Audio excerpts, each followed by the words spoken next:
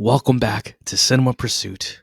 Today is election day, or it's kind of close to election day, and we wanted to talk about one of the greatest movies ever made, the greatest journalism movie ever made, one of the greatest procedural movies ever made.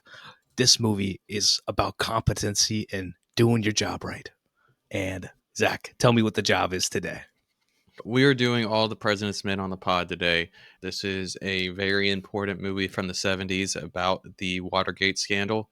With election season coming to a close, we'll be dropping this pod somewhere in the very beginning of November, I expect, or the very end of October.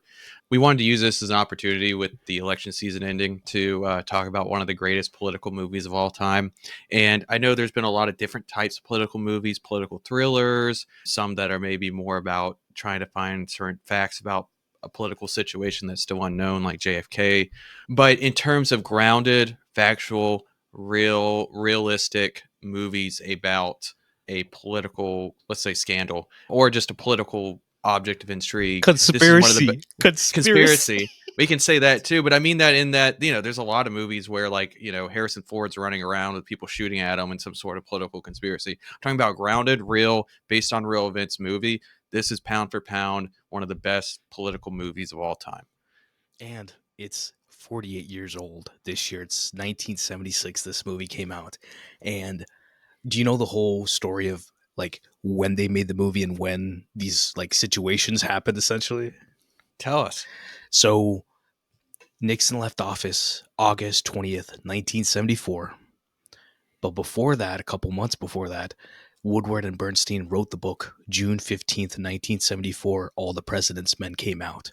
And before that, Robert Redford was actually talking to Woodward and Bernstein, being like, I want to take this story of y'all and make this into a movie. I need to do this. So what, like, give me the rights. And they're like, going Hollywood, I'm not sure about this. But when the book came out, they actually bought, like, he bought the rights for like $500,000, which is a lot of money then, and it's still a lot of money now. And within 2 years, April 5th, 1976, this movie came out. I think they had a $6 million budget. They made like $80 million. So like it's a smash hit for them back then. And why is it that this movie's compelling? It's not because, they're explaining Watergate. It's about these two journalists uncovering one of the craziest things of all time. And Spielberg plays into it a little bit with the Post about like it's the Post versus literally the government, the executive branch. But in this movie, it's almost two branches of government and then the FBI. Like there's a whole conspiracy going on against them. Yeah, just like Deep Throat says later in. You're gonna have to not laugh every time I bring that up because I'm gonna be saying that a lot. Just call him DT. Yeah, well, deep background. So when Deep Throat later on in the movie says, you have to start for a conspiracy, you have to start from the edges and work your way in. That this movie really does a good job of that. It doesn't implicate Nixon, even directly until the very, very end. And even then, it's not even a direct implication. They don't implicate most of the executive branch until you get towards the end. The movie starts you with the edges, at the edge of the case, and you learn about the case as the movie goes along, as the main characters are learning about the case. Now, historically, probably when this came out, a lot of people probably had a better idea of the case. So some of these were not as surprising developments, but I'm sure there's a lot of people who would watch this now who don't know a lot about Watergate, know that Nixon was involved, but don't know how to connect the dots from, the break-in at the Watergate Hotel to Nixon. This movie does a really, really good job of drawing those connections for you. Even if it is an overload of information, that's what makes this movie interesting, is that it's trying to tell you everything that actually happened, and it's trying to show you all the steps that had to happen to get it to happen. This movie's just as much about this movie is about a political conspiracy. It's about good journalism. It's about how to get good journalism, and it's finding facts. It's checking your sources. It's following leads, and like Deep Throat says, it's following the money. And this movie does a great job of just showing you those tenets of what good journalism is. And it's the art of the truth, meaning Mhm. you're talking about uncovering the facts, figuring out what the situation is, making sure that whatever you're telling them is crafted as a story and it's compelling so people like read it, listen to it, and heed it. Because people can just, read it and then just, on to the next page. It is what it is. Just like today, your 24-hour news cycle, we were talking about with Inside, how you'll be scrolling, you'll see literally the worst things that's happening in someone's life. And then you'll just see, a happy photo of somebody and some flowers, and it's like, autumn or whatever. And it was happening back in 74, but it was happening less because they do have a line in one of the newsrooms or in the editor's rooms, and they're having a meeting. He's like, yeah, like that piece that you're talking about, that's probably going to be the most read thing. And we're all trying to do serious news, but it's like that story, that sappy story is going to be the one everybody actually like listens to. But it is good journalism in this movie. And some of the best scenes are exactly that. It's about condensing it down, figuring out, okay, this is how you grab them. These are the facts. We've figured out all these sources. And it's like, there's a lot of juice to this movie because it's about the procedure of how they do the things. And that's supposed to be thrilling. And see, this is a movie. Like, you couldn't put this movie into a theater, right? What? You can't I put don't this into a understand. play. Well, I think this could be a play. Yeah.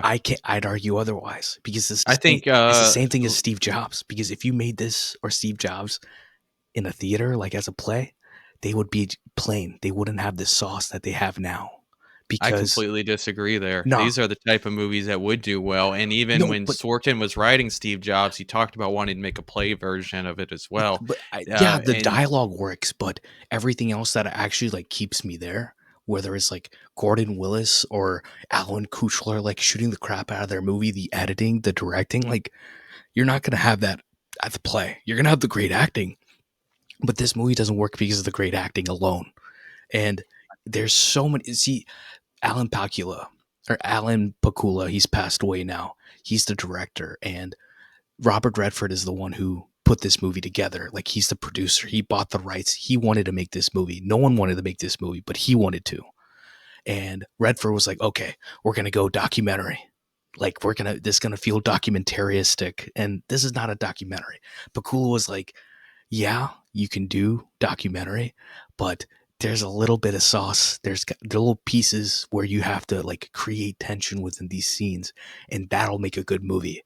It's not going to be theater. This can't just be a documentary because you either make the version that feels like a play, or you make a version that feels like a documentary. But this is like a mix of the two. You know what movie I was thinking about? Right, like honestly, what movie came up because I was like watching this. It's a movie we're going to be doing next year. what is it? Moneyball. You know Yeah, how there's a lot of like there's all those scenes in the room with all the guys, and he's like, but they get on base, right? Those scenes and the opening with Oakland A's and Giambi and everything happening. You see all the archival footage. It started with this. It had to have started with this, and it's like I weaving the yeah. narrative, like the the stuff that you're making up, the dramatic stuff that you're shooting with actual archival footage. This is the genius. This is where it started. Yeah, no, I totally agree with that. I think that when these movies that toe the line between a movie and a documentary, and they're always more movie than documentary. We don't have to get it twisted there, but I think when they decide to cut in real footage to help supplement the movies, I think that gives a bit of legitimacy to the movie. You know, when you actually have Reagan's renomination being shown on the TV at the end of the movie, or when you have the RNC being shown on the TV, it reminds you that these events are real and that real people were watching them and responding to them in this, made up movie world. And I think I'm trying to think of some other movies Oh, that I do that got you. real well. No, Moneyball does it. but Steve Jobs does it. even besides these, Um, very emotional one is Zero Dark 30, which the Zero Dark entire 30. movie you don't really see archival footage, but the opening of the movie, Catherine Bigelow has an actual voice, either a voicemail or a voice call from one of the passengers on United 93, if I remember correctly, talking to their family, scared for their lives. And what she does is she sets the tone of like why all these events happened. It doesn't say that she's, supporting, waterboarding or something like that, but she's saying this is the reason why all this happened. This is how we got to the path of trying to find Osama bin Laden. This is where it starts emotionally. And this movie, It is the start of that. It's like emotionally bringing you there, and it is about setting the tone. This movie is actually PG. They had it at an R, but they were like, "Oh, this movie is so important with what it's trying to share that it needs to be a PG." Because I watched it again. I didn't realize there was so much cursing in this movie. I'm going to get to it in dialogues. There's something they say about Meryl Streep's character, Catherine Graham, in the post. Like that woman, they say something about her in this movie. And I was like, oh, growing up now, I'm like, oh, that dialogue is terrible. That man did not need to say that about her, but it's like, we'll get to it in a minute. Yeah. But let's Well, talk about journalism since we're talking about her. So, the fall of journalism is something that I wanted to talk about because you know who bought the Washington Post, right? Bezos. And it's like it bugs me so much that that man bought it. And it's not even him, it's just the entity of like it's nothing to him. And you look at the culture of what they did in this movie. You look at the culture of what happened with the Post, and even though they had an entity behind it, Catherine Graham back then, they still pushed for stories and they're trying to do genuine journalism with it. And for me, journalism is detective work. You watch this movie. This is a detective movie. This is Blade Runner to me. But Hmm. there's a lot more like talking going on. Blade Runner, there's barely anything. There's a lot more mise en scène. I know, I get what you're going for there, and I do agree that journalism has changed a lot since this movie came out, and The news there's cycle has probably changed. the news cycle has changed. It's gone more towards television, and if honestly though, I think this movie sees that coming and kind of Oh yeah. um, it talks about it in a way that's not in your face, where you notice that the information you get from the TV, what is the TV showing you? It's showing you the RNC. It's showing you Nixon's cronies talking about how they're completely innocent, but they're non-denial denials. It's Nixon getting his second inauguration. The television is showing you what is happening without having anybody to tell you what's factual, having anybody to do the reporting of what's real. It's just trying to get you the story. The movie shows you that without commenting on it, but I think this movie is condemning television journalism in a real way with how it presents it. And there's a line that Redford says and the Woodward says in the movie where he's like, she's scared of them. You're scared of Cronkite when he comes back from interviewing the woman for like 6 hours. Yeah, And that's another stab at Cronkite, isn't it? yeah. But the thing is, they have the journalism in the movie, but it's like nowadays we have Twitter. Like, if anything happens, you can know within 2 seconds that something happened, something terrible's happened, and then we're on to the next thing, on to the next thing. And that's what newspapers were, but even then it was a bit, like daily, right? It wasn't like every single moment something has to be playing. You must advertise, you must have a story, you must get clicks. It wasn't like that. And true, like these sorts of stories, they still get hype. Did you ever listen to Serial, like the podcast? No, I know it's a big one. Sarah Koenig, she's an investigative journalist. She was covering the story of Adnan Syed, which they even made like a whole HBO thing about him and how, they're trying to sparse what exactly happened in this situation. Was he wrongfully convicted? And all of these sorts of things. Very true crimey thing that's happening. And they even parody her, quote unquote, parody her in Only Murders in the Building. Like Tina Fey is playing her in the show. And they're talking about how like true crime is, TV, it's been sensationalized to no extent now. And it is TV that's doing it. And people are still invested within these stories, but they don't necessarily have the artistic heat that they used to have because what's the other side of it? It's become content. And now you have like Jeffrey Dahmer shows, biggest show, most watched show. And people want streaming hours. Like the companies, they want streaming hours. They don't want good movies. They just want you to over sensationalize, over talk about, over share information. That's not helping your story. And this has restraint, right? Like it's not. Oh, what do you think? Do you think it's a good ending to have that like you don't show the bad guy getting, like whatever, arrested or something like that? It doesn't happen, right? There's no montage at the end of this I, movie I besides the typewriter itself, right? I think that undeniably, if this movie was made today, and we kind of had that with the Post, you would show Nixon getting like pissed off at the end, or show his resignation. And the reason I say that is because so much time has passed, they would be afraid someone would watch the movie and not actually know what happened, which is sad.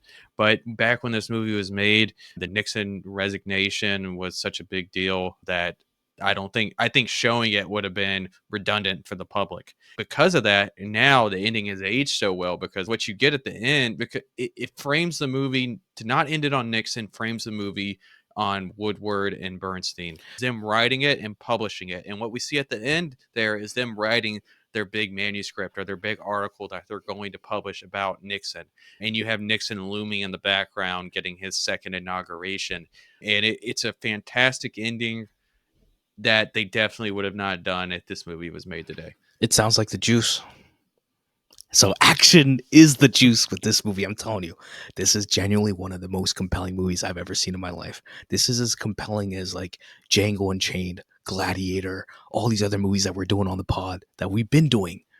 This is so juicy to me. This is like, I don't know about everybody else, but I find this so thrilling, man. So what are the most juicy scenes of this movie for you, Zach? Drop me in. For a movie that tries to focus so much on the mundane and the technical aspects of journalism, it doesn't give you any of the big, scenes of being scared for the heroes being in peril, for, drama of, are we going to fire them? Are we not?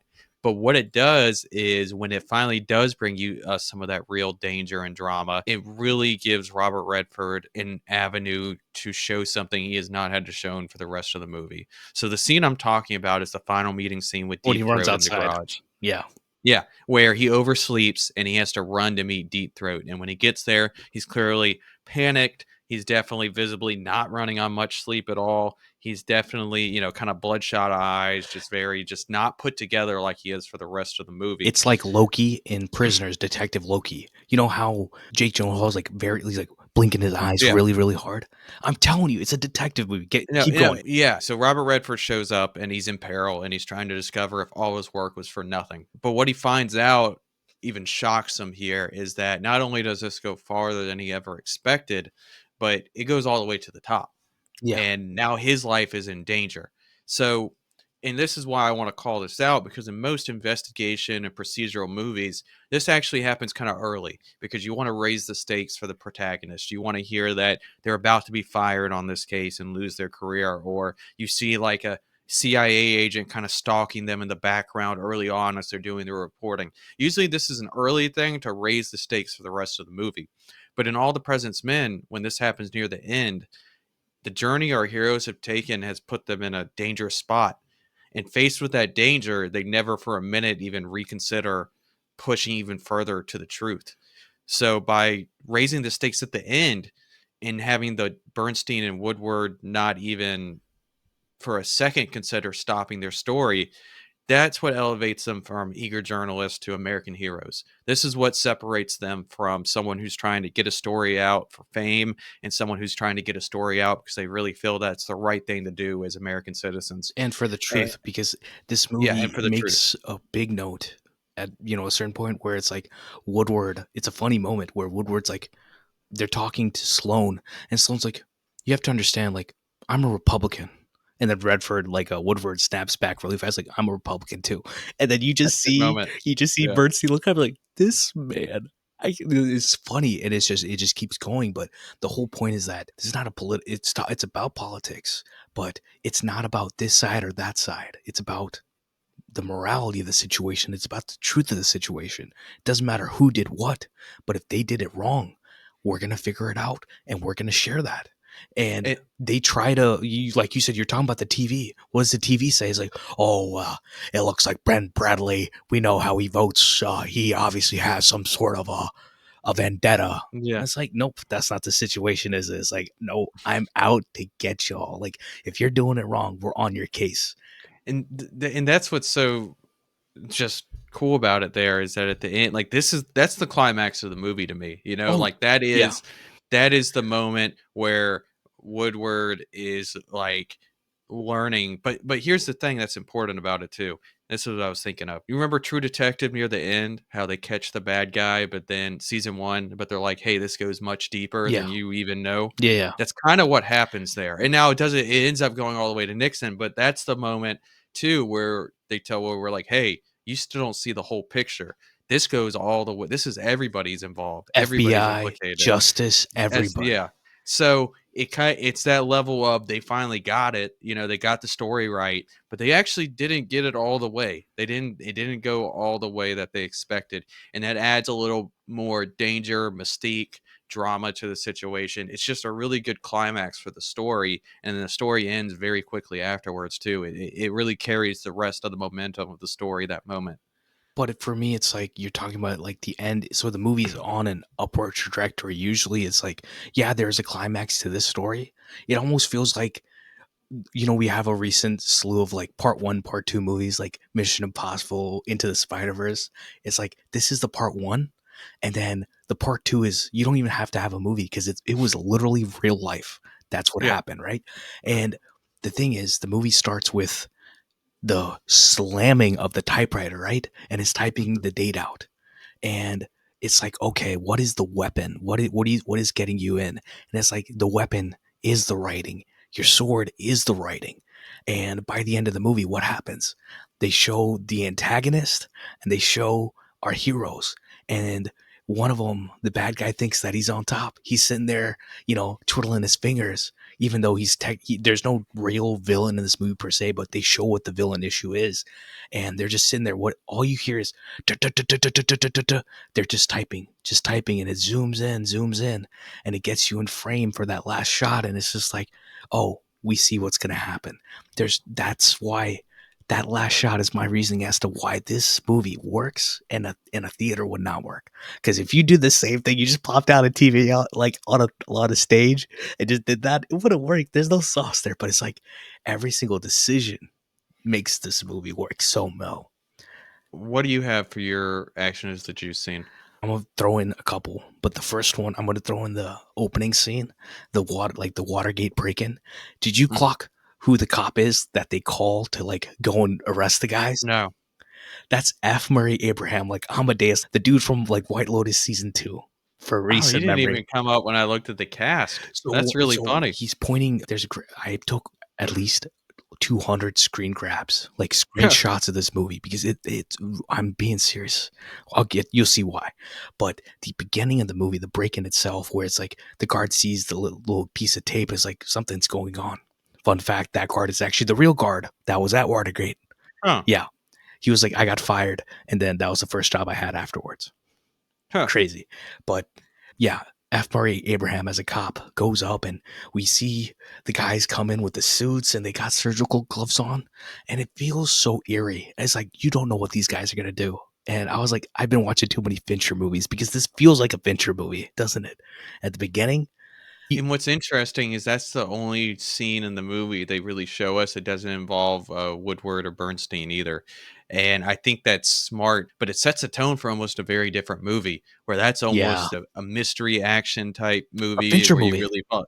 And yeah, Fincher, yeah, exactly. And the set design of it's really well, the building up the tension of where they're going to get caught, but Like, you're not gr- completely sure how or where. and he's like sitting on the mic Yeah, or the radio is like, guys, yeah, they turn off the radio, but it's like, yeah. guys, there's Well, someone yeah, there. him There's getting someone more there. frantic on the radio too, and the whole, like, the white collar aspect of the crime where they're all wearing suits, but the movie then shifts into something completely different, which I think is very interesting. It's a hook. It's like a narrative hook, but then they don't go back to that style of filmmaking or storytelling Nope. for the rest of the movie. Then it's the narrative and the viewpoint is a completely in Woodward and Bernstein's hands after that. It slowly gets into their hands because Mhm. we get to not Bradley, but the other editor's office, and they're like Bernstein's literally sitting outside the office, like, yeah, he's trying to get in on this. And he's like, "Have you finished the last story that I told you to write? Why do you want this?" And it slowly creeps into their vision, but they do it so seamlessly that you can't tell. Yeah. My second action of the juice scene is a short one yet again, but it's about the journalism. It sets the tone as to who Woodward is, and that's when he goes to the courthouse after Markham, Mhm. the country club type lawyer, Yeah. and the persistence that he has. It's hilarious because they make it hilarious. Where it's like he's sitting there like, "Why are you here? Oh, are those your clients?" Like, yeah, they're my clients, but they're not my clients. They're the other guy's clients, but he's the one who was there. He showed up and he didn't get a call from them, but someone called him, and there's all this juicy conspiracy stuff going on. But that's not the juice of the scene. That's compelling by itself.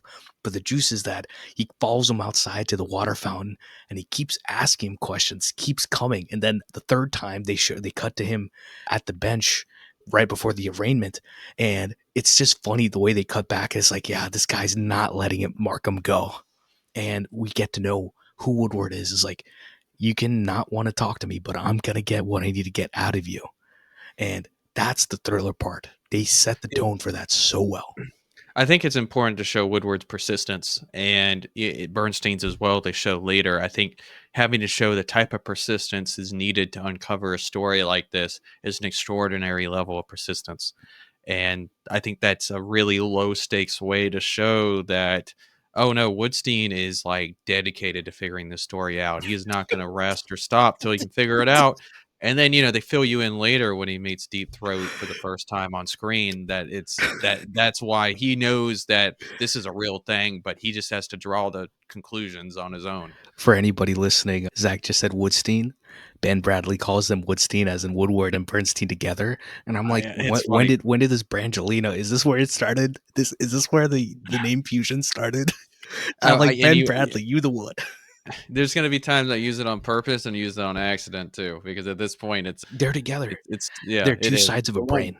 They are, and there's very slight differences to their characters in the movie, but for the most part in the movie, they're really the same person, just operating on this story. Like what they do can really be combined in terms of the protagonist efforts. 100%.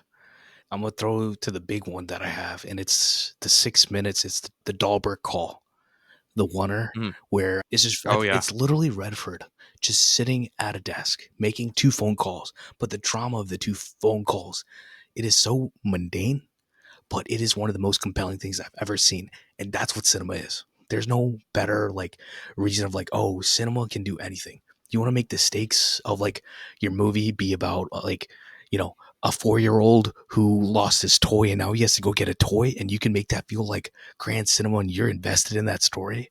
You can invest into any story if it's done properly. And the Dahlberg, it's fantastic.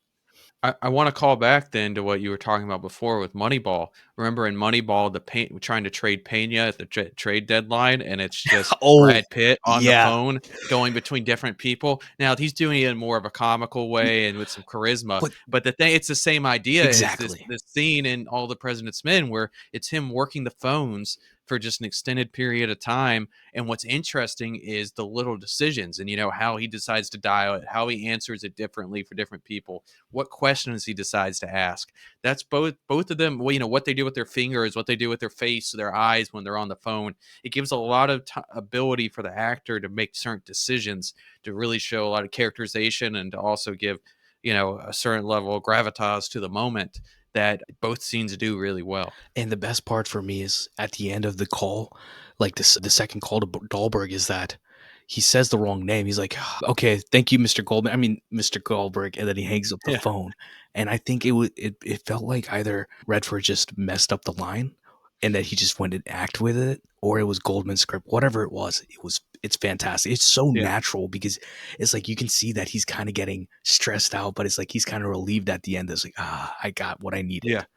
Yep. And the Moneyball comparison also speaks to William Goldman and Aaron Sorkin about that philosophy of writing is the same there. And Sorkin talks about it, whereas like you just need two people with opposing point of views or people who need obstacles, and the obstacles are what make it compelling. If people don't get along, there's a friction, you're gonna get something out of it. And this is obviously he's been mentored into this, and you see what his mentor did. William Goldman is one of the most prolific screenwriters of all time for the movies that he wrote. So he didn't like writing this movie for a different reason. I'll get into it. But William Goldman, one of the best. That being said, production value. Production value. What are the most impressive parts of this movie? Whether it's a piece of film shot, artists behind the camera, in front of the camera, scene, moment, anything in between where nothing was left on the sidelines. What it screams production value in All the President's Men for you. What screams production value to me is actually the noise. That's the production value in this, Yeah. specifically the newsroom. that setting has so much character given to it, like the clinking and the clanking of the typewriters, the phones that are ringing, the other writers like Right, like walking up and talking. down the Yeah. aisles, chatting each other, papers moving hands, and the decision to leave out a score during all that. You easily could have put in any number of types of scores, good scores during those scenes, but they don't do that. They want us to be able to really listen to our main characters do mundane tasks such as typing and reading notes and dialing a phone. And doing that without a Bro, score also drives our focus to the wider room as a living, breathing place where other people are making noise, and you see that in the background, and you could clock it even if it's intentional or unintentional. You clock that. And I just want to say, in terms of like iconic set pieces, yeah, I put this newsroom from All the President's Men tops. up there with Tops. like the boat from Jaws, the Yes. Shining Hotel. Yes. Like, this is one of the most iconic and best pieces of production design that I have seen in a movie ever. Bro, it was Burbank. They did this in California. No, no, literally, I've seen this movie 4 or 5 times, and it has never crossed my mind to be like, "Oh, they did this on a sec." It cost them $450,000 to actually put this thing together in Burbank. But like you're saying, it just feels like a real place to me. It feels so lived in. And Spielberg, I feel like he made a whole movie. He made The Post 100% because of how much he loved this set. And he tried to recreate it. He did his own thing. He got a different juice out of it. But what they do in this set, and then the way that Gordon Willis shoots it, the way that they're talking, the way that we float around the entire set itself, this is the level of thrill that you want to have in your movie. Yeah, and it's a level of just careful thought and design that everything that's happening in that newsroom was decided upon. And to make the conscious decision to want to show all the clinks and clanks, to show the noise, it also builds its own level of stress too, to where there's so much always going on in the background that it also makes Woodward and Bernstein feel smaller.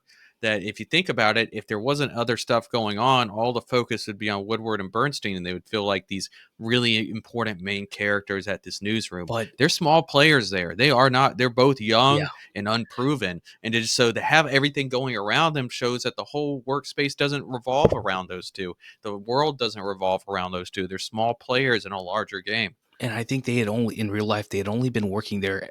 One of them had been working there for like 6 months. The other one might have been working there a year. So very new to these jobs, Hmm. and they have like the sound you're talking about. It's in the newsroom, but it also comes outside because when he goes to meet the woman at the, I guess, the rooftop like restaurant that's in DC, and I hear a plane coming by, and at some point she tries to talk over the plane a little bit.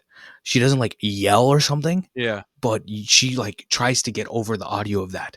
And this is at a point where there's no surround sound. Like when you're like mixing a movie and doing all that sort of stuff, there's no surround sound to be had. But the sound in this movie is fantastic. I was thinking about, I was like, I would love to hear somebody trying to make like a mono or like a two-sided like soundtrack and make it like this, because this is so compelling. And the sound makes a difference in this movie. That's what I'm saying. They use every single little piece of detail to create the environment. And even you're talking about the newsroom. Every time they set up the guys to be talking, they're usually in the front of the shot, depending on whose like perspective it's from. Like, when Bradley comes in and he reads the pages and he pulls out his red pen. I'm like, what an English teacher. And just like starts like like writing, just writing, like, oh, like Yeah. annotating. And that's the whole thing. It's like it's from his perspective. He puts his feet on the desk and the shot is on Hmm. this side, and Woodward and Bernstein are over on the other side of the shot, where it's like on the z-axis we have Bradley in front of us and the guys in the back. But there's also other scenes where we have on the z-axis of a shot where we have Woodward and Bernstein, and then we just have a stack of books. We have the desks, we have all this stuff behind them, and you see a whole life behind them. And it's not necessarily ever needed, but it is needed for cinema, because you tell somebody to make this movie, like, if, like, let's say I don't have any money and I wanted to make this movie, I just go and put two people in a room and they've got their little typers, and that's that, right? There's no sauce to where they are and what they're doing. But it's like the entire environment of it brings sauce to it inherently because it's so compelling. Or So, good. what's your production value?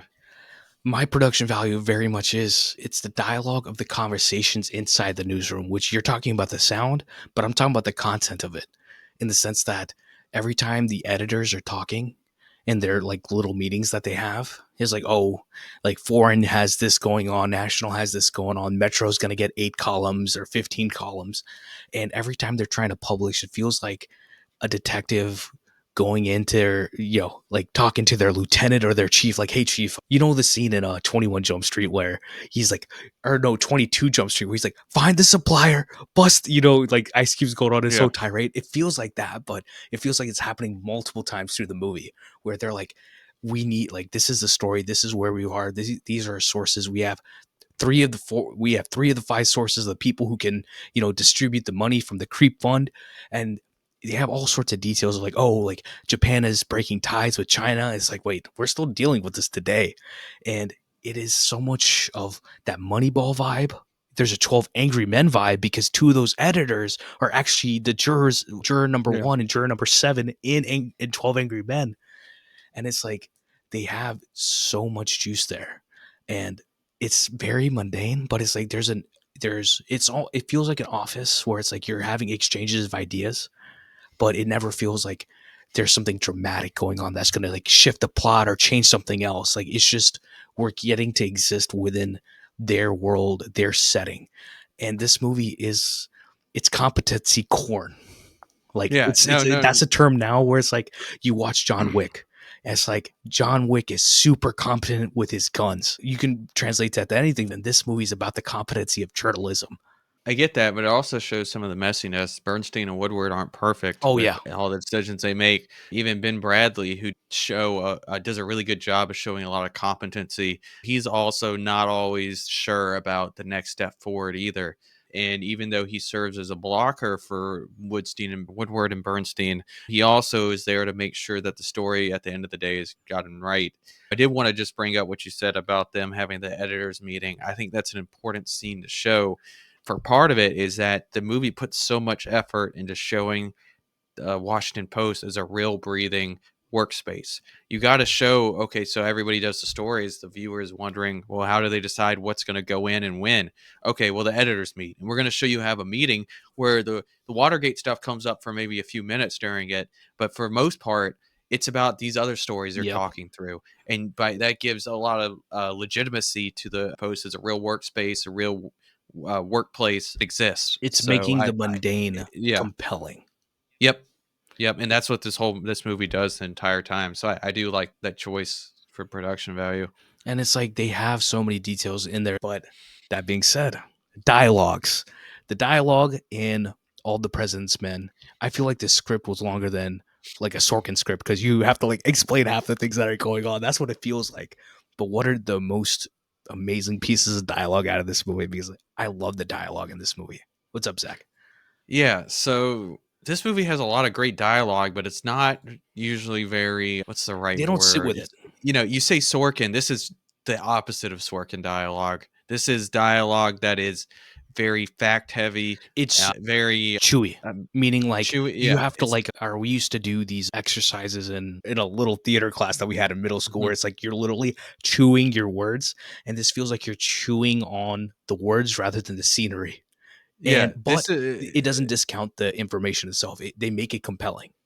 Yeah, and they do have some things that are said. Ben Bradley gets a lot of really good lines in this movie, but for the most part, this is a movie about just trying to deliver facts in an efficient way. Saying that, the movie does get some time to talk a bit more broadly and give some themes in its dialogue whenever the conversations with Deep Throat happen. That usually allows for a little bit of more of that type of conversation.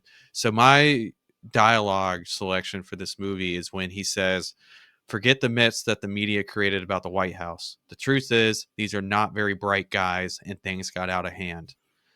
So, the reason I like that is because it underscores that part of this movie's ethos Yeah, is tearing down the notion that people in power are there because of their competency.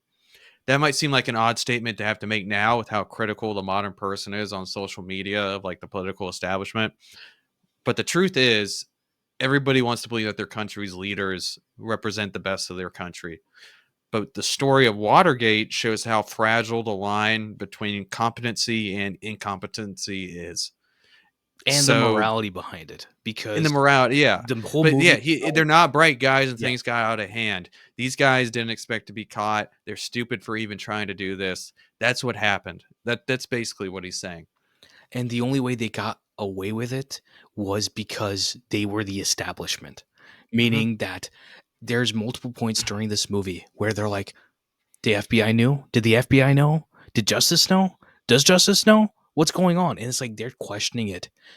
But by the time you get to Deep Throat explaining it, where it's like everybody knows. They know exactly what's going on because they're the ones who are in conjunction doing these acts. And there's no morality here. They're just doing it. They're not thinking about what they're doing. They're just like, oh, whatever, let's just do it.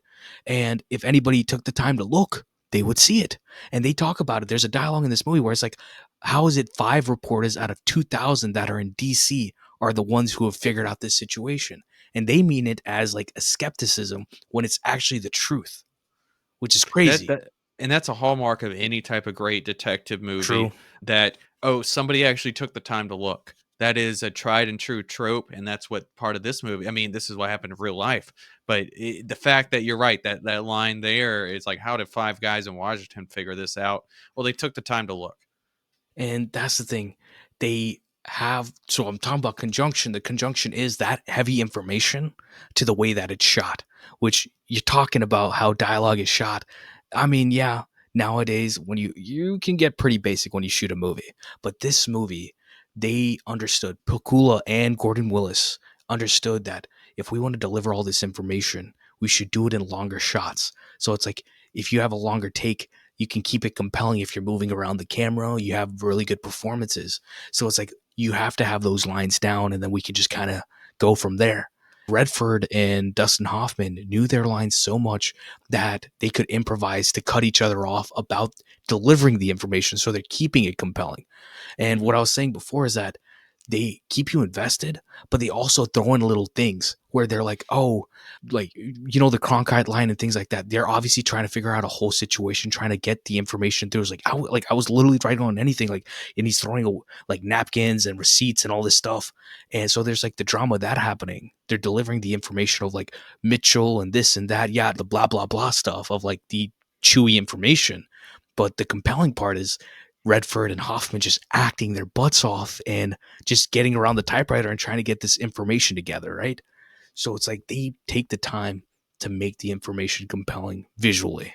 And Yeah. this is like, compare it to Spotlight, compare it to The Post. The Post isn't really doing much information wise per se, like delivering information wise, but Spotlight has a lot of information, but it doesn't look like this. But I think the whole comparison to be made with Spotlight is that they can make this compelling, but Spotlight is a story that is even more serious, like considering the harm that these people did and have been doing, and they couldn't do what All the President's Men did. And that's why inherently, even though Spotlight has great information, it's not as good as All the President's Men. No, and part of the reason too is Spotlight injects a lot of dramatic elements into that story that maybe weren't always needed. And I'm thinking about the Mark Ruffalo character going, "They knew," Yeah. and we Yeah. let. I don't even remember what the whole, but it's Yeah. like they knew, Yeah. and it's like there's not a moment in this where Woodward gets up on the desk and is just like they knew about it. The FBI knew about it. Like You're right, there's no point where that but happens, you're and right. that's a good thing because that's not what happens in real life. That's not how this works. This is slowly trying to figure out this giant conspiracy that's going on. You don't have people screaming about it. That's the difference. And the difference is that's the filmmaker, isn't it? You have to have a line of where do you make this realistic or do you make this formalist? Like, do you want to make this into a photograph or a painting? And I think that Pakula goes photograph, but he's kind of withering into impressionistic things a little bit with how he's delivering it. He's not. That's what I'm saying. This movie's it justifies his existence in the most compelling way possible, because a lot of movies, not just recently, but there's some movies that I'll watch and be like, why did y'all have to make this movie? You talk about, like, let's say a random movie, Solo. Why did you have to make this movie? We already have these compelling pieces of information. We already have this real news of Empire Strikes Back. Why do I have to go back to a different time and you have to explain all this information. It's not helping the story that you've already made. You have to make this story compelling and then might complement the other story. And All the President's Men complements Watergate. It's not Watergate, but it's complementing it. It's making sense Yeah. as to what these two men did and the people around them in this newsroom and how they got that to be compelling is an art itself. It is, I don't know, this is like Remy and Ratatouille just putting it together. That's what it is. But let me, I'll dive into some dialogues because Yeah. I wrote, this might be like, I wrote a lot for jobs. I might have wrote more for this, honestly. Okay. Go ahead. So the first one, Harry, you told me you were going to fire Bernstein a month ago. And then Bradley turns around, it's like Woodward and Bernstein are hungry. Remember when you were hungry? I was like, hold up. I was like, he's so good in this movie, Ben Bradley. So for anybody listening, if you don't know this, Ben Bradley is the editor of the Post at that time. He is played by Tom Hanks in the Spielberg movie, which we'll talk about when we get to recasting. But Ben Bradley used to be one of Spielberg's neighbors in, like, I guess the Hamptons or something like that. So he knew Ben Bradley personally. But whatever, weird facts. I'm gonna keep going. If you're gonna hype it with the facts. I don't mind what you did. I mind the way you did it. So that's when Bernstein and Woodward have their first kerfuffle for 1 second before they're actually working on the case together, where Bernstein is going to the other desk and just, like, lighting a cigarette and essentially picking up Woodward's pages and just refining the page. Like, I'm trying to, like, you don't have the information up here. You need to grab the writer. It Yeah. feels like, how we used to like have to review other people's papers and you're like literally going there like you need to do it like Yeah. this. Well, That's what it feels like in a good I way. worked I worked at the writing center when I was in college for a semester, and that's, That's it what did bring me back to that where, we'd have people come in for 30-minute slots, and we would go and just walk them through everything they need to change about their paper, and it's like, "Oh, yeah, this needs to be introduced here. This needs a hook. This is the same information stated twice. You need something to support this information." So I have that kind of English teacher thing in me. So I always like seeing anytime in a movie where but someone's it's they were marking compelling. up a piece. Yeah, it's compelling to me. It's compelling to me too, and I'm like, you know me, I've always had a weird relationship with writing, but I've grown to start loving it now because we've been doing this, honestly.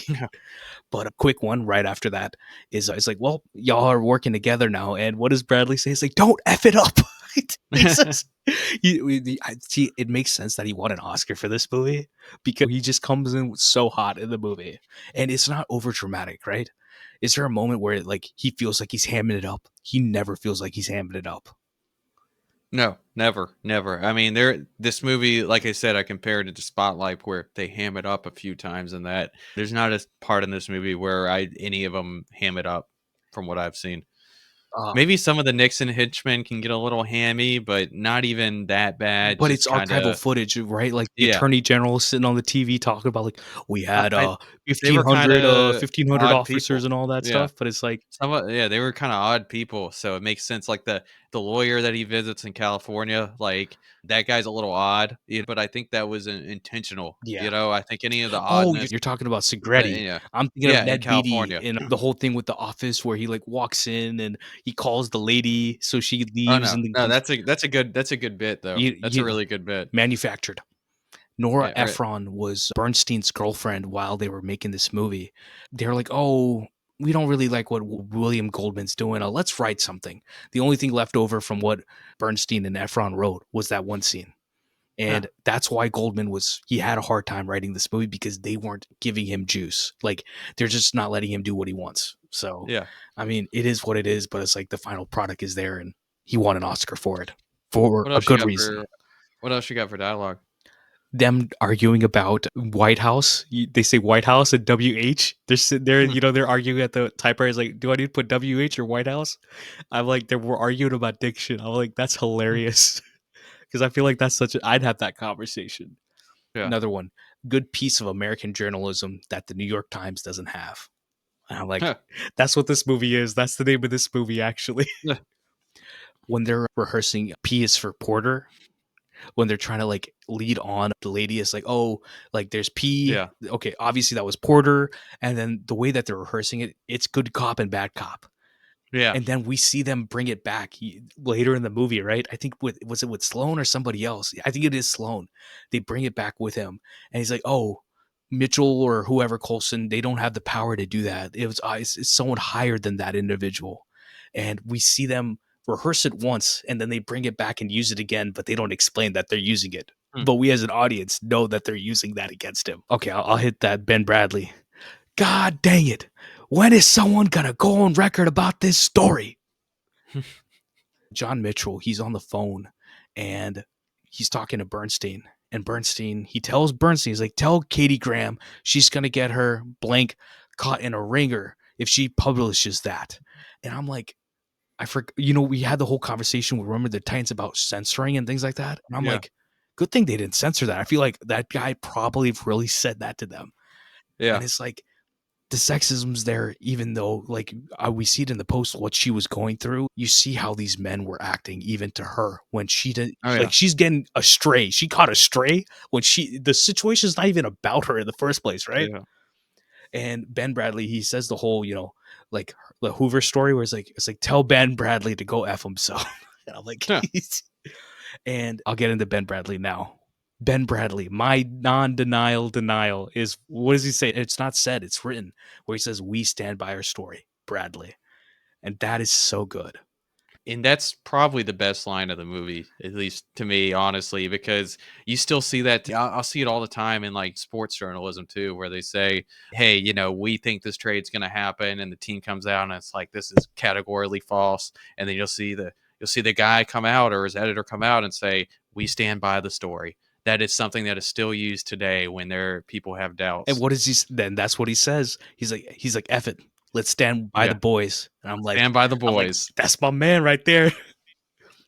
So I'm gonna drop the last piece of dialogue and then we'll get to it because this is the only piece of dialogue I really wanted to actually say, Okay. like to fully go out with. Ben Bradley, what does he say? He says, the results of the latest Gallup poll? Half the country never even heard the word Watergate. Nobody gives a crap. You guys probably are pretty tired, right? Well, you should be.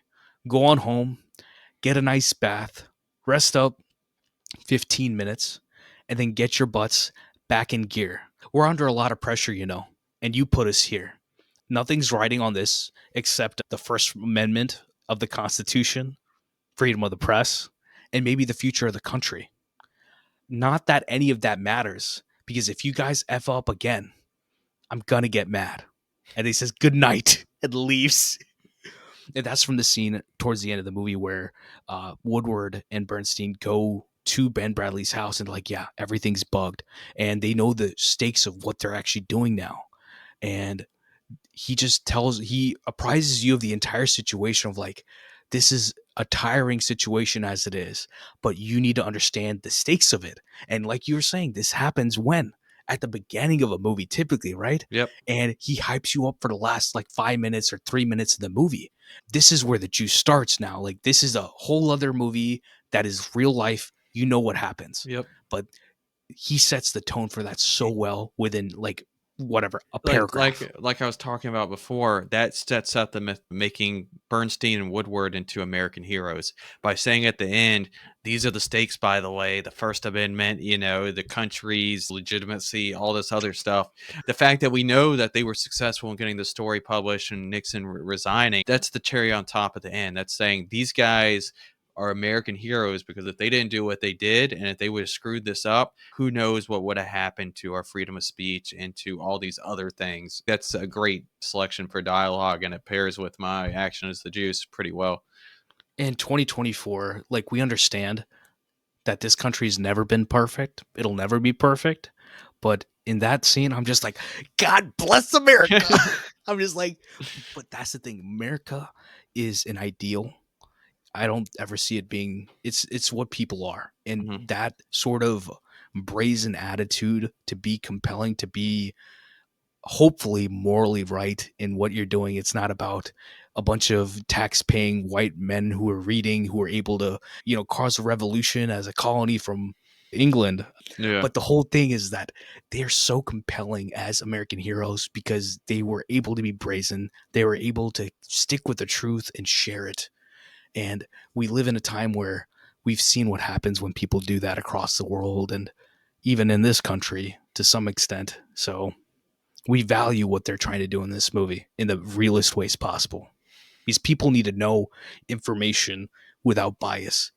And it seems that more and more we can't get that anymore. So something to think about. We're not going to talk about it, but something to think about. But you're talking about music and how there's all this dialogue, lack of music, a lot of diegetic sound. So the Layla, best use of needle drop. There is no needle drop in this movie, but use of score. What is it for you? Because I've got one. Actually, I'm gonna kind of cheat with this one and kind of extend it to be something else. So, if we're talking about Okay. the idea of a needle drop, Yeah. I think the best needle drop in this movie is at the end with the split diopter shot Yeah. where Split Nick, diopter. yep, where they're showing Nixon's inauguration, his second inauguration on the screen. That's a needle drop there. Having that playing while they're clacking away in the background, the story, yeah, that is like A plus ending shot for a It's movie. cinema. It is It is cinema. cinema. That is Like you that you in want the to explain scene, what that in the cinema is? scene when they're in That's the what it is. library going through the library cards and it's the camera's moving up. Yeah, That that's my scene Layla. and then the final shot there are the two most cinematic shots of this movie. And I so needle drop wise, the decision to throw his inauguration, his victory lap over them writing the story that's going to be his downfall, perfect story telling, perfect cinema. You know, it is what we need. So talking about the Layla, you're talking about the scene at the Library of Congress, the shot where it's zooming out of them from above. And fun fact, this is scored by David Shire. Do you know who David Shire is? No. Do you know who Talia Shire is? Yeah. Francis Ford Coppola's sister. That's her husband. Okay. He's the guy who he scored The Conversation also, but yeah, he's Nice. one of the Coppolas essentially. Yeah. And there is a very great lack of score, but the score in Library of Congress when they're going through those reservation cards, that is it really is the best stuff. And Gordon Willis is talking about at some point he's like, yeah, we didn't really put a lot of sauce in this movie, but which is crazy to say because I think there's so much sauce in this movie. But he's like, yeah, it's like the only one of the only ones was that shot that we did in the Library of Congress. Everybody knew what we were doing, and he's so off the cuff with it, and I'm just like, you know what you were doing the entire time. The man he's shot some fantastic stuff. So it's like, yeah, it's a real good conjunction of sound, the visuals, everything, the story. Like it's perfect. Is that your Layla, that scene? Yeah, that's my Yep. Layla. Okay. Because there's a lot of great sound in this movie. I was talking about the scene at the restaurant, and there's just this movie feels real, but it doesn't feel like it's off the screen real. Like you can just Yeah. walk off the screen, I'm sure, with the newsroom, but it's like this feels like a cinematic movie, but it also feels real at the same time. And that's a very tough line to, toe. Because you have people like Paul Greengrass. You talk about United 93, Captain Phillips, his Bourne movies. He has a style that makes it feel real, but there's a different sauce there.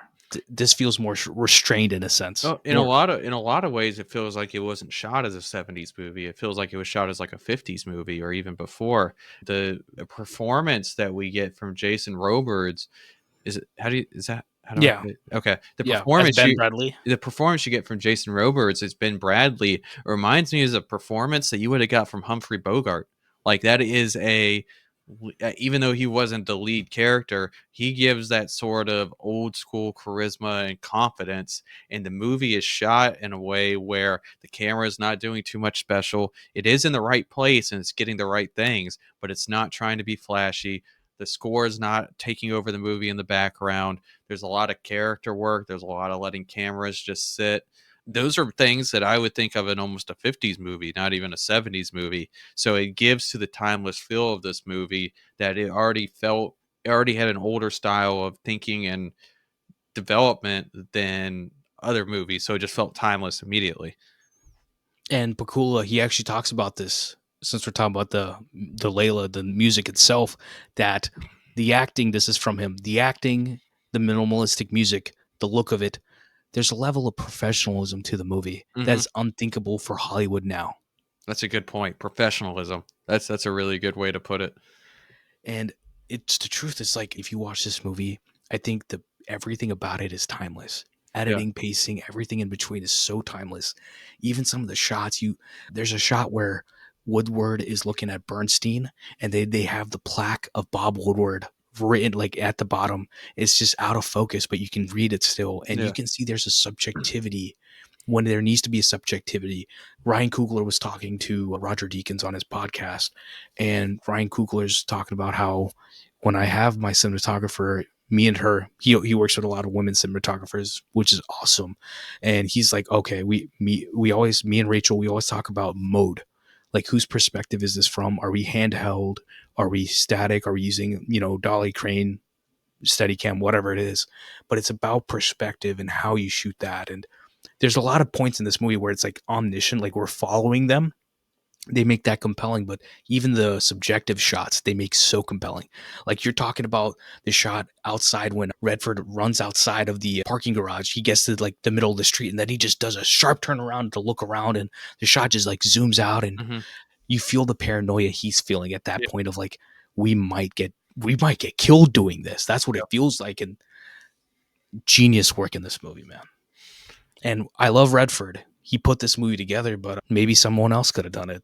So, you know who should have been in this movie, Zach? Come on, let's recast a role. Who would you put in this movie? Because Spielberg says half of his job, apparently, as a director, is who you cast in a movie. Okay. So I usually, when we do these, I try to avoid doing modern recasts, but I wanted to do a modern recast for this one because it's more It's too fun. compelling. Yeah, it's Yeah, too compelling to try to not. I really want to think about what would happen if they tried to make this today, and I'm not thinking about The Post, which came out, yeah. a few years ago. Which, Um, okay, before you get into your casting, Spielberg put Tom Hanks in that role as Ben Bradley. Wrong person, honestly. yeah, It's not nepotism, but it's like, oh, that's my buddy, that's my producing yeah. partner. We've worked together for like 20 years. Yeah, he'll be burned badly. It's fine. No, I agree Which with. he's not bad in the movie, but like, what if it was Mark Rylance? Yeah, no, there's definitely better options there. So Okay, here's what I would do, and I'm gonna recast Woodward and Bernstein as our two main characters here. So if we were gonna make this today, so to replace Robert Redford's Woodward, you need someone who has that golden era Hollywood masculinity, which yeah, a lot of modern male actors don't really have that. That's nope. not really the trend. You know how So, hard it was to find somebody? It well, was so hard. that's what I was thinking. I'm thinking Alden Ehrenreich. I can't say his last Alden name. Ehrenreich, you're talking Thank you. about. He's bro. Why is I thinking about Solo? I talked about Uh, Solo randomly. Alden Ehrenreich. He was recently in Oppenheimer, but he was also in Solo and Hail Caesar. He has the face, kind of that rugged, masculine face. He has the mannerisms of a golden era Hollywood masculinity, and I think he could do Robert Redford's Woodward part. Yeah. I'm assuming you have a Woodward, so I'm gonna let you do yours, and then I'll do No, my no, no, no. Bernstein. You told me Okay. Woodward. It's Woodstein. You got to tell me Okay. both. Okay. Okay. Who's Bernstein? So for Hoffman's Bernstein, I think you need someone who's a little bit more brash, has a bit more energy. I kind of like Yeah. that he's a bit shorter than Robert Redford in the movie too. I think that adds like an interesting dynamic there. There's a bit of more of a fire there. So I think Daniel Radcliffe would be an interesting pick for the role. He's a bit Perfect. older than what I would want, but he has enough of a baby face. I think he could do it, and I think them two together would give that kind of dynamic that Hoffman and Robert Redford have in the real movie. And Daniel Radcliffe, he can do fiery. When he Hmm. wants to do fiery, he's done it. Obviously, Harry Potter, but he's also done it in stuff like Miracle Workers, like the comedy show that he's been on for like 4 seasons. Yeah. He's such a compelling actor, and that would be awesome That would to be a see him cool in that. 1-2 punch, yeah. And for me, I was thinking Woodward Bernstein. You have like think Matt Damon, Ben Affleck, right? George Clooney, Brad Pitt, that sort of vibe. Yeah. So I was thinking Adam Driver as Bernstein. I'm not worried about height here. I think he could play the crap out of him. He could be a contrarian when he needs to be, and he could play the Richard if he really needs to. You get what I mean? Yeah. But like he could do that so compellingly. And my Bob Woodward for him is Bradley Cooper, which he is a good looking dude and all that. And I think Robert Redford, he's a good looking dude too in this. So it's like, and he's got the sauce to do So you're Woodward. aging them up a lot then, because they're supposed to be in their 20s, I'm pretty sure, in this movie. late 30s. I thought they're supposed to be in their pictures of Bernstein makes him look really young. Or I don't know. Okay, so I went off of Redford's age. No, Redford I was think they were 39. already a little yeah, I think so, okay, so I try to put it more to late 20s, early 30s. So I You went did. older. I did too. Okay, okay. So the new one, the saucy, the younger guys, Bob Woodward would be Mike Faced from I like that. Challengers I like and that. West Side Story. Okay. He played Danny Lyons in The Bike Riders, which is a Yeah, small role, but like I didn't think of him because of the journalistic aspect, but more of the acting aspect that I like you that. compare him to Riff in, you know, to the 60s Riff, Yeah. and I'm like, there's such a regality to his performance, and he's a theater actor and he's got that sauce. And Will Poulter was purely because I know he can do the sauce, and I feel like those two would just argue so Oh, well yeah, together. Walter as Bernstein makes a lot of sense. I did think about him. That's a Because good one.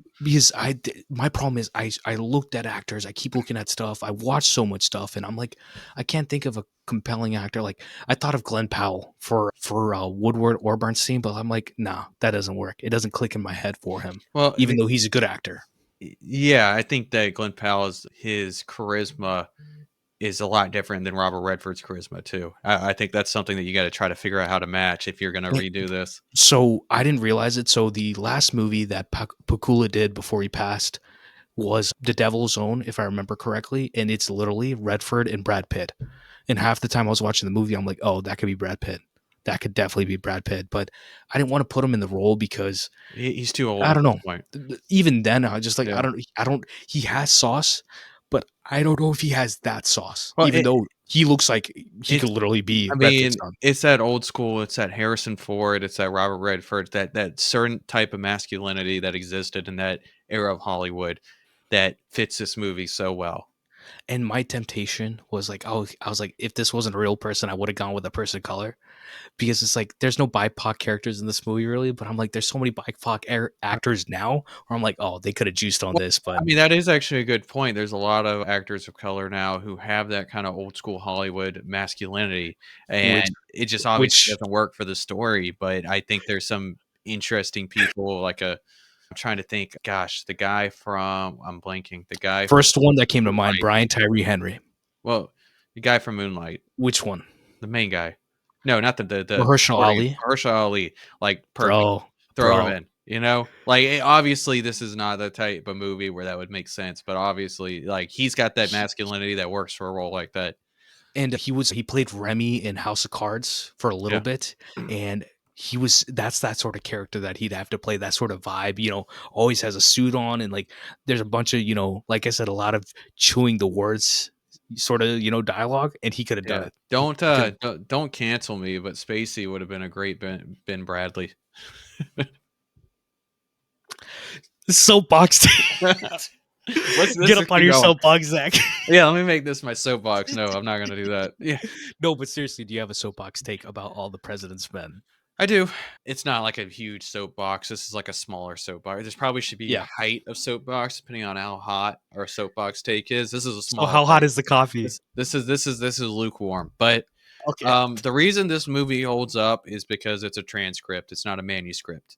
When you watch it, it's like you're watching an elevated History Channel program, and I mean that in the best way possible.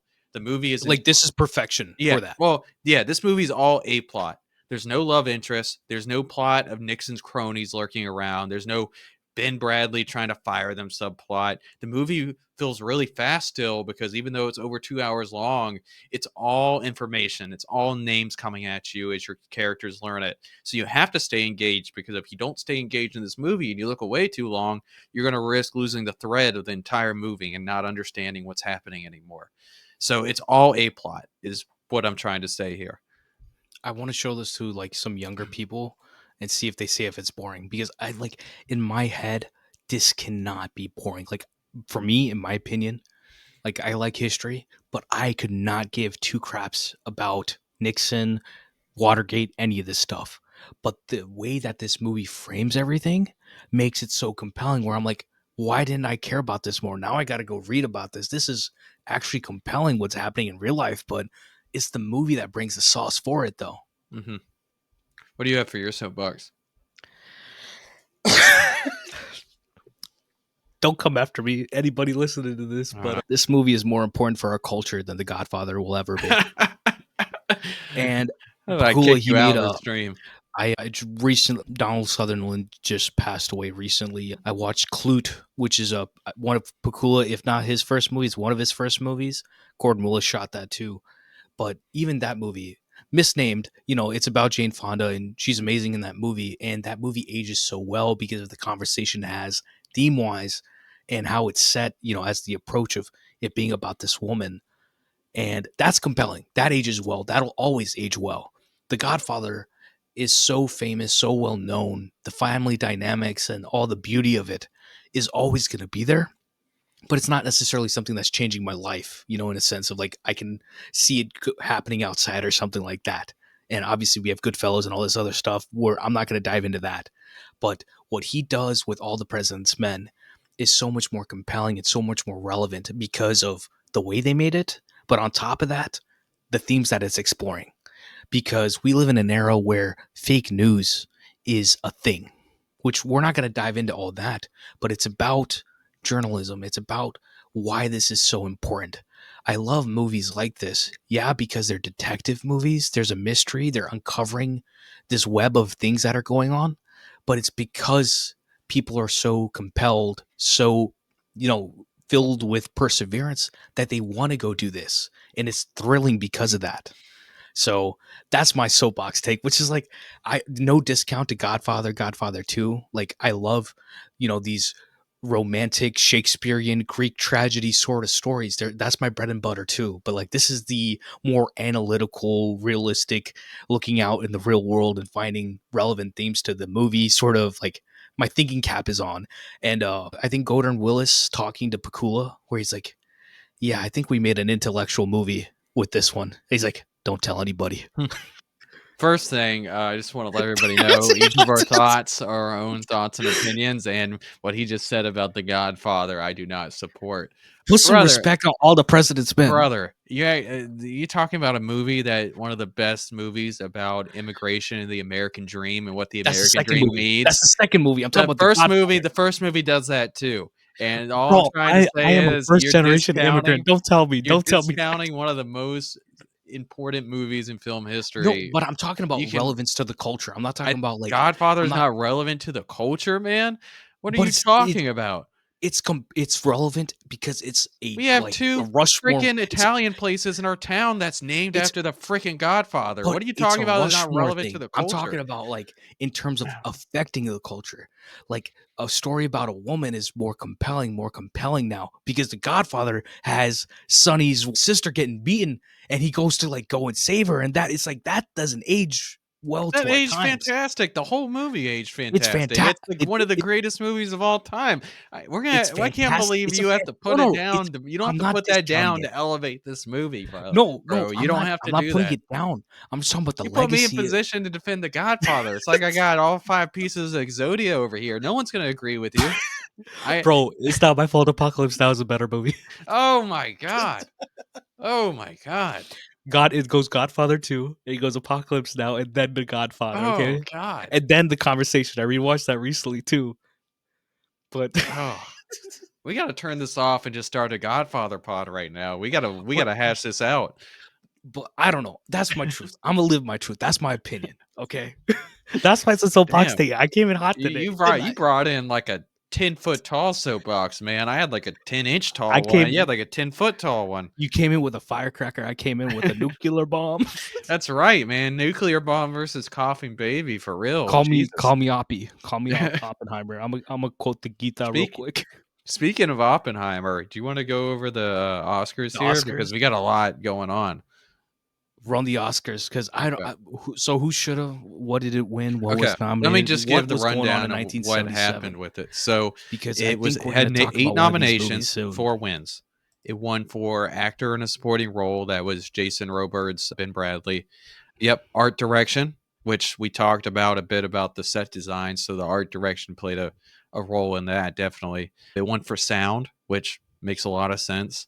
And it won for writing, screenplay based on material from another medium, which is what they used to call adapted screenplay. So for um, anybody who doesn't know, this is the year that Rocky came out. yeah. So So what's funny I'll is, run through so that. listen to this comparison. I was thinking about it. I wrote it before I even looked at the Oscars. I was like, Moneyball is Rocky plus All the President's Men, in my opinion. And then I was like, oh, it's the same year. And I'm like, Yeah. okay, this makes sense. Um, well, so it did have 4 nominations and lost. Actress in a supporting role, Jane Alexander. Directing by, Alan Pakula. Film editing, and Best Picture. Let me tell you everybody that was in Best Picture, because this is one of those years that was incredible for Best Picture. And it makes sense This, that it bro, the didn't win, 70s, honestly. man. So, yeah, 70s had a lot of this. So, here's everything that was nominated for Best Picture. Bound for Glory, which that's the lowest one. That's one we don't really think about much anymore. All the President's Men, Network, Sheesh. Network, Taxi Driver, and then the winner was Rocky. And That's that's the that's a thing. tough group. Sidney Lumet, Yeah. Taxi Driver. I'm sorry, excuse. I just put two wrong people together. Yeah. Sidney Lumet and Network. Yeah. Network still might be one of the best movies of all time. It's one of, if you want it for me, Dog Day, 12 Angry Men, Serpico, and Network. That's his Mount Rushmore of movies. So I do want to call out for actor in a leading role. We didn't get Rob Redford here, and I'll tell you who we got. We got Okay, Peter Finch won for Network. he is so good in that movie, Yeah. man. He's so good in that movie. Robert De Niro was nominated for Taxi Driver. God, what a year to lose. Right? William Holden from Network as well. He's playing more, I'd say, closer to Ben Bradley sort of role. Yeah. So, but it's Network, so it's like, there's a different dynamic going on there. G- So lead actor made sense. Giancarlo Gianni for Seven Beauties. Not quite sure about that one. And then Rocky, Sylvester Stallone was nominated. So there's probably one spot where Robert Redford could have gone, but even then, this was a stacked list of actors in a leading role for this one. You know what year this compares to overall? This What? literally compares to 2015 I knew you were going to because say that. there was Yeah. Creed, and we have a big whatever journalism movie, and Yep. that journalism movie ended up winning. Not I thought 20. nec- Yeah, that was the not Mad Max. necessarily Steve Jobs, Big Steve Short. Jobs, We Big talk a lot Short. about 2015, We which do is like apparently is a too much. sleeper year Yeah. movie. But it's like the comparison is that it shows the shift of time of where I think if All the President's Men came out today, it would win all the awards. It would just Well, run. you go back to looking at Zodiac, which is probably the closest we've gotten in terms of tone to All the President's Men, and Yeah, I don't tone, know if it but not won. content is more closer to Spotlight. Yeah, Yeah, I guess Spotlight. I guess you're right. Spotlight's probably the closest in terms of a modern movie, not Zodiac, and that did but win. it's like everything. But that's the thing. It's like third train. It's like they have a ranking thing, and it probably got higher ranked Yeah. compared to The Big Short and Mad Max Fury Road, all the other movies we've loved. But yeah, it's interesting. I'm glad that Robards won, though. Mhm. Jason, He definitely he's deserved it. fantastic. This is a career best performance, probably. And just from so him. because people have seen him in other stuff, let me give you a few things he's been in. Did You you know already that know this. Talia Shire was nominated for Rocky? We're going to talk about Rocky later, Yeah. but she was nominated for Rocky. I didn't realize Adrian was Well, nominated. I did just want to throw out some stuff that Jason Robards was also in. He was in Once Upon a Time in the West. He was in Magnolia. Yep. He was Yeah, that's one in. of his last roles. Yep. I mean, he He's was in. so good in that. Yeah, he was also in Philadelphia. He was in the old school version of Heidi. He was in The Ballad of Kayla Hogue, The Day After, Julia, Long Day's Journey into the Night. So he was in Tora, Julius Classic Caesar. stuff. Like he was Classic. in a lot of classic. He is in Hollywood. Julius Caesar. Yeah. Miss Newton, she showed us that version of Caesar. Mm, Bro, I didn't even remember that. yeah, I mean, he was in a lot of like really important parts. I just think back to him in Magnolia was like a very great role, and I know it was one of his last. So he's definitely a great actor. So I'm glad he was able to get an award for this. Who was nominated for directors in this year? That's let me tell you, man. Okay, directing. You got John G. Avildsen winning for Rocky. You got Pakula for All the President's Men. Face to Face, Ingmar Bergman. Goated. Network, Sidney Lumet. Goated. Who do you think the last one was? Seven Beauties. Oh, you have it up. Yeah, where's Yep. Scorsese? Whereas Scorsese did not get a nomination for director as usual. But it's like All the President's Men, Ingmar Bergman, Sidney Lumet, and y'all picked Rocky. No offense to Rocky, but I mean, that's the dude, thing. you got to Once remember in a what while, Rocky was when it came out, Rocky. No, Rocky and is it one of still the. is. If you want to talk about, okay, Rocky has a more culturally significant vibe than The Godfather, which is You get, true. yeah, You can't dude, argue with me get the about that, get. I mean, bro. You can't tell me if you go to a gym you haven't heard. I'm joking, but seriously. have you been to any cheesy Italian restaurant in the last 20 But years? it's not about that. You literally one of my favorite restaurants is named Corleone's, but Like, that's like, what I'm saying. but I'm just joking. But seriously, like all the other nominees, like the directors, they did some. It's a That's what stacked I'm saying. list. Like there's more compelling work there, and Alvinson he did do a great job with Rocky, which is a sports movie that's actually a love story. Hmm. So it's like we love romance stories here on the pod. So that's probably the one that we would go with off of instinct, but no, I'd go with All the President's Men or Network. Bro, it won for film. Rocky won for film editing. The editing Yeah, on, no, any of them that All the President's Men lost was either to Rocky or Network, pretty much. yeah, And those were it was really a 3-horse race that year. I mean, it should have been a 4-horse race with Taxi Driver, but it never really. I don't think it got much. but see, that's the thing. It Let me speaks see. to the legacy of this movie, doesn't it? Because Taxi the Driver didn't win legacy, anything. Yeah, yeah, the legacy of this movie, the legacy of this year of movies, is that we're still talking about those 4 movies yeah, because they're so freaking good, man. definitely a fantastic year for movies. So through the prism of time, what pops up, whether it's someone behind the screen, in front of the screen, freaking All the President's Men, one of my favorite movies.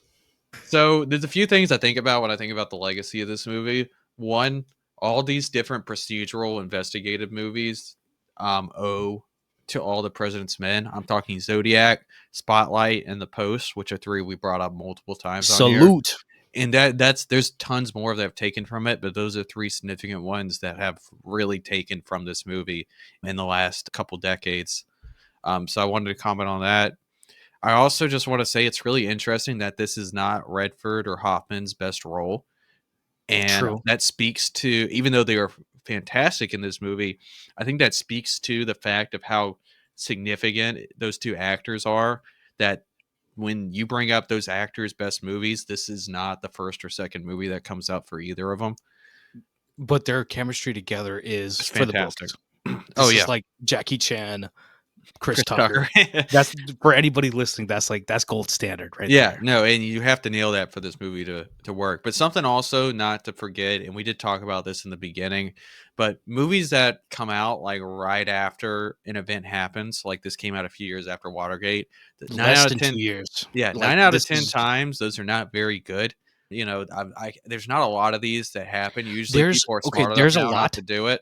There's a lot, but we don't want to mention them because they're so Well, they're forgettable. forgettable. Yeah, that's They're the thing. forgettable. Like the Deepwater Horizon, or like Okay, there was the Deepwater Horizon is George the only W. one. Bush movie that came Yeah, out pretty quickly. Not Vice, but another one that came out kind of quickly after or during his time. Like these the things, Josh Brolin one. yeah, these things happen, and then they're just not very good typically. Even Zero Dark 30 is probably the closest to one that worked, but even then, that came out years later. They only Came out had 4 years in the later. Bin Laden raid at the very Yeah, end because that happened in real life. But these usually don't work, is what I'm saying. So it's significant that this is not only a historical document because it came out right after, but it also didn't suck. Like that's an important thing to note which is here. crazy. Yeah. So those are the 3 things legacy wise I wanted to comment on. And Alan Pakula, this is one of his first 5 movies. He made Clute, Parallax View with was it Warren Beatty? Like really good Mhm. 70s movie. Obviously, All the President's Men. You've heard of Sophie's Choice, Pelican Brief, Presumed Innocence with Harrison Ford, The Devil's Own, which I talked about with Brad Pitt. And it's like he had an illustrious career that was still compelling. Like it's rare that someone makes more than 2 movies that you talk about. This Yeah, has for sure. a lot more. So Gordon Willis, Godfather 1, 2. Stop bringing up President's Godfather. Get that out of your tongue. Get that out of your but tongue. You Gordon disrespected it too did much today. he did them both. I'm He gonna have to did a find lot. someone else to do the And Godfather pod. Apparently, I can't do it with you. we'll do part 2. That's fine with me. I actually like part 1 more than part 2. I like part 2, and that's why I have to watch part 2 again. That's all it is. But he is a legend. Yeah. That like the way this movie is so dark, but you can tell what's going on. So it's like somebody needs to take notes because they've got new cameras and they're like, oh, this looks bright enough. And then, no, it's not. No. You watch House of the Dragon, you watch Game of Thrones, and it's like, Oh, what's going on? And it's like, yeah. I've got a TV where I can do that. But Yeah, they blame the television set. It's like, yeah, I think if a million people are having this issue with not being able to see stuff, it's not the television it's, set, yo, buddy. Yeah. yeah. And It's the like, fact that movies still can't figure out how to film night scenes without you know how often I've been to the theater and have been a random action movie and they're filming a fight at night and I'm just like, I can't you can't tell what's even going on? begin to Yeah. tell. That really bad one, that Netflix one with the fantasy characters, that cop movie with Will Smith. It's good. I liked Bright. Bright was not very bright, despite the name. The night shit No, in it that, wasn't. No, it wasn't. sorry, It the wasn't. night You're right. scenes in that was not very legible No. for a And movie that's the called problem. Bright. That's why it's like they're skewing towards a different approach, and it's like y'all forgot what was already good in the first place. So it's Yeah. like this is a great reminder.